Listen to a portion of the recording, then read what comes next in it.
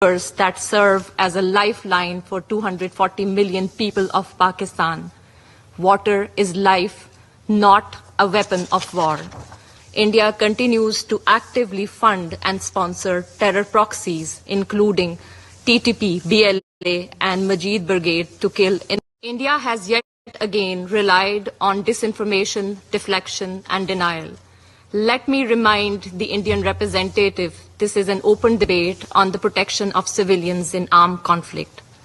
No amount of obfuscation can hide the facts.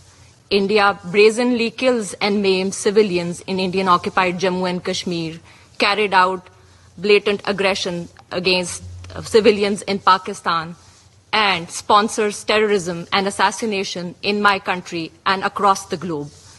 India has even stooped to a new law of impeding the flow of rivers that serve as a lifeline for 240 million people of Pakistan. Water is life, not a weapon of war. India continues to actively fund and sponsor terror proxies, including TTP, BLA, and Majid Brigade to kill innocent civilians in Pakistan. Just a couple of days ago, a savage attack on a school bus in Khuzdar, Balochistan, took the lives of innocent school-going children and left dozens